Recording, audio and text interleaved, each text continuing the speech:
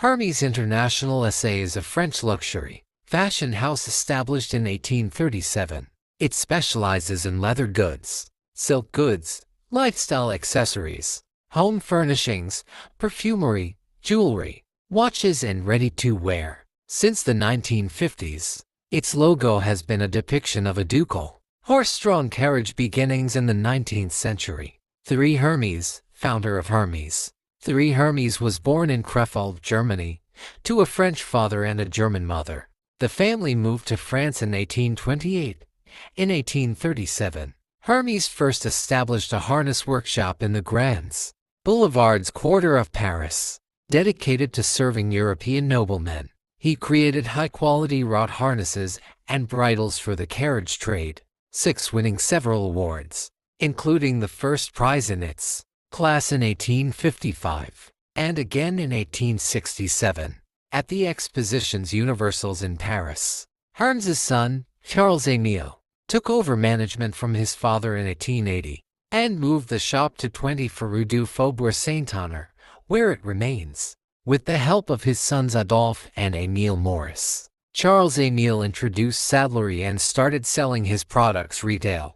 The company catered to the elite of Europe, North Africa, Russia, Asia, and the Americas. In 1900, the firm offered the haut écureuils bag, specially designed for riders to carry their saddles with them. Hermes Frères era. After Charles-Émile Hermes's retirement, sons Adolphe and Émile Maurice took leadership and renamed the company Hermes Frères. Shortly after, Émile Maurice began furnishing the Emperor of Russia with saddles. By 1914, up to 80 saddle craftsmen were employed. Subsequently, Émile Maurice was granted the exclusive rights to use the zipper for leather goods and clothing, becoming the first to introduce the device in France. In 1918, Hermes introduced the first leather golf jacket with a zipper, made for Edward, Prince of Wales. Because of its exclusive rights arrangement, the zipper became known in France as the furniture Hermes fastener. Throughout the 1920s, when he was the sole head of the firm, Émile Maurice added accessories and clothing collections. He also groomed his 3 sons-in-law Robert Dumas, Jean-René Guérand, and Francis Pouet as business partners. In 1922, the first leather handbags were introduced after Émile Maurice's wife complained of not being able to find one to her liking. Émile Maurice created the handbag collection himself. In 1924, Hermes established a presence in the United States and opened 2 shops outside of Paris. In 1929, the first women's couture apparel collection was previewed in Paris. During the 1930s, Hermes introduced some of its most recognized original goods, such as the leather saké patches, in 1935, later renamed the Kelly bag after Grace Kelly, and the Hermes Cars square scarves in 1937. The scarves became integrated into French culture. In 1938, the chain d'encre bracelet and the riding jacket and outfit joined the classic collection.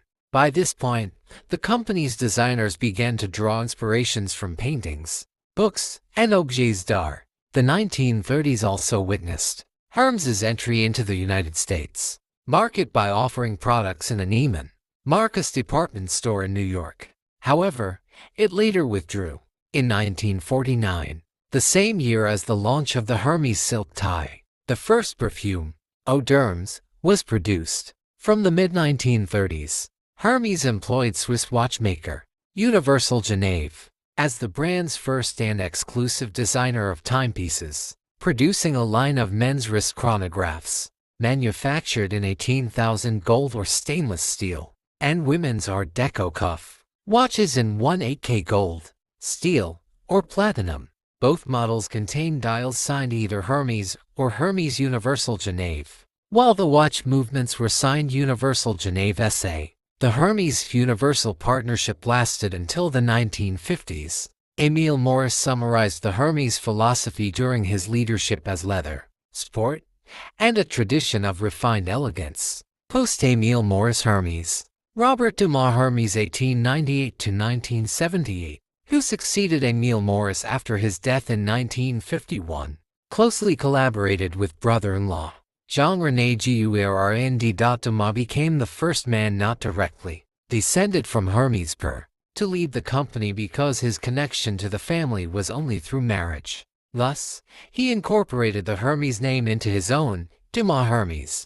The company also acquired its carriage with horse logo and signature orange paper boxes in the early 1950s. Dumas introduced original handbags, jewelry, and accessories, and was particularly interested in design possibilities with the silk scarves. During the mid-20th century, scarf production diminished. World Tempest, a web portal dedicated to watchmaking, states, brought to life by the magic wand of Annie Baumel. The windows of the store on the Rue du Faubourg Saint-Honore became a theater of enchantment and established the store as a Parisian meeting place for international celebrities. In 1956, Life magazine featured a photograph of Grace Kelly, who had become the new Princess of Monaco, carrying the Sachet de Patches bag. Purportedly, she held it in front of herself to disguise her pregnancy. Thus, when the public began calling it the Kelly bag, a name subsequently adopted by Hermes, it became hugely popular. The perfume business became a subsidiary in 1961, concurrently with the introduction of the Kalachi scent, named after a hooded four-wheeled horse carriage, known since the 18th century, and is also the company's logo since the 1950s. In 2004, Jean-Claude Elena became the in-house perfumer Hermes and has created several successful scents, including the HERMES line of fragrances, Decline and Revamp. Hermes store at Avenue George V in Paris 8th arrondissement, France. Despite apparent success in the 1970s, exemplified by multiple stores having been established worldwide, including one in the Peninsula Hong Kong in 1975, Hermes declined relative to its competitors. Industry observers attributed this decline to Hermes' insistence on exclusively using natural materials for its products, a differentiation from competitors that were using new, synthetic materials. A 2-week lapse in orders exemplified this shift. The Hermes workrooms were silent, a marked shift from artificial ingredients back to natural materials renewed demand for Hermes fragrances and improved the company's prospects, contributing to the re-establishment of Hermes as a major player in the fragrance industry. Jean-Louis Dumas, the son of Robert Dumas Hermes, traveled extensively, studying in the beer training program at Bloomingdale's, the New York department store, and joined the family firm in 1964. He became chairman of Hermes in 1978 and concentrated the firm on silk, leather goods, and ready-to-wear, augmenting traditional techniques with new product lines. This transition was instrumental in turning around Hermes' decline. Dumas brought in designers Eric Berger and Bernard Sands to revamp the apparel collection and, in collaboration, added unusual entries. They included the Python motorcycle jackets and ostrich skin jeans, which were dubbed as a snazzier version of what Hermes has been all along. Annual sales in 1978, when Jean-Louis became head of the firm, were reported at $50 million United States dollars. By 1990, annual sales were reported at $460 million United States dollars, mainly due to Dumas's strategy. In 1979, he launched an advertising campaign featuring a young, denim-clad woman wearing an Hermes scarf. The purpose was to introduce the Hermes brand to a new set of consumers. As one fashion sector observer noted, much of what bears the still discreet Hermes label changed from the object of an old person's nostalgia to the subject of young people's dreams. However, Dumas's change of image created outrage both within and outside of the firm. From the 1980s, tableware became a strong segment of the firm, and, overall, the collection of Hermes goods expanded, in 1990, to include over 30,000 pieces. New materials used in the collection included porcelain and crystal. Hermes relocated its workshops and design studios to Pantin, just outside Paris. By June 1993, Hermes had gone public on the Paris Bourse Stock Exchange. At the time, the equity sale generated great excitement. The 425,000 shares, floated at FFR 355 United States dollars at the time, were oversubscribed by 34 times. Dumas told Forbes magazine that the equity sale would help lessen family tensions by allowing some members to liquidate their holdings without squabbling over share valuations among themselves. To this time, the Hermes family was still retaining a strong hold of about 80% in stocks, placing Jean-Louis Dumas and the entire family on the Forbes list of billionaires. Mimi Tompkins of U.S. News and World Report called the company one of Paris' best-guarded jewels. In the following years, Dumas decreased Hermes franchises from 250 to 200 and increased company-owned stores from 60 to 100 to better control sales of its products. The plan was to cost about FFA $200 million in the short term, but to increase profits in the long term, having around FFR $500 million to invest. Hermes pressed ahead, targeting China for company-operated boutiques, finally opening a store in the peninsula Beijing in 1997. In 1997, Jean-Louis hired iconoclastic Belgian designer Martin Margiela to supervise women's ready-to-wear.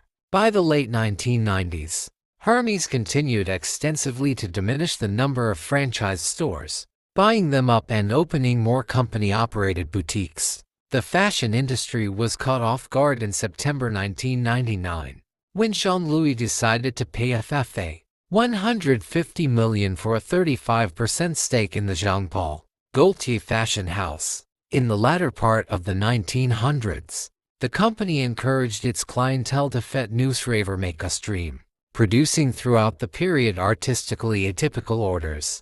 The 2000s to today, Christmas decorations at one of the Hermes stores in Madrid, Spain. In 2003, Martin Margiela left Hermes and hired Jean-Paul Gaultier as the head designer. Debuted his first ready-to-wear collection for fall-winter 2004-05. After 28 years as head of the firm, Jean-Louis Dumas retired in January 2006. He died in 2010 after a long illness. Patrick Thomas, who had joined the company in 1989, and who had worked with Jean-Louis as the co-CEO from 2005, replaced him. Thomas became the first non-Hermes family member to head the company. In February 2015, Hermes has announced an increase of its turnover of 9.7%, representing more than €4 billion in sales. This increase is internationally visible. In Asia, excluding Japan, where the turnover grew by 7%, in America with a 10% rise, and in Europe a growth of 7% was achieved. A good performance in the group's stores was generated following a landmark jury verdict. In February 2023, a New York court ordered artist Mason Rothschild to pay $133,000 in damages to Hermes for infringing its copyright in his 2021 digital depictions of the Birkin bag and NFTs. COVID-19 pandemic impact and rebound. Against the backdrop of the COVID-19 health crisis, the group witnessed a 7% sales drop and a 9% decline in net profit in 2020. The decrease in European activity was partly offset by increased activity in Asia during the latter half of 2020. In 2021, the group reported a net profit of €2.445 billion and €9 billion in sales, achieving an operating margin of 39.3%. These results surpassed pre-pandemic figures.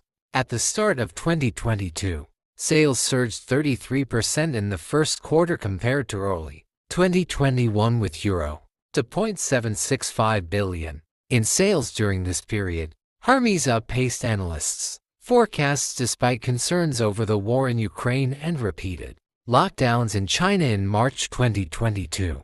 After the Russian invasion of Ukraine started, Hermes announced the temporary closure of its Russian operations. About 60 employees were affected across 3 stores. Ultimately, in the first half of 2022, Hermes' net profit jumped 39.7% to €1.64 billion. Sales growth spanned all regions. totaling €5.475 billion. Celebrating the achievement, the group touted a record operating margin of 42.1%. In Q1 2023, Hermes recorded a 22% sales surge, reaching €3.4 billion.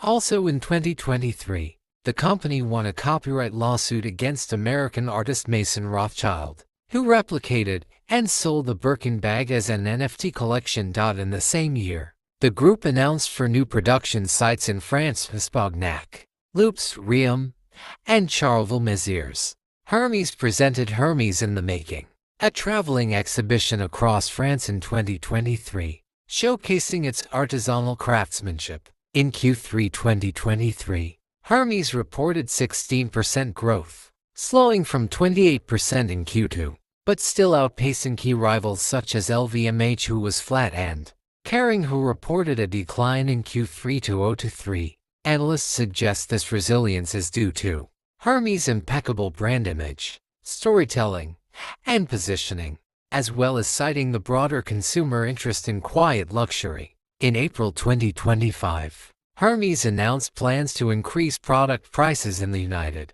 States starting May 1st, citing new tariffs imposed by the Trump administration as the cause.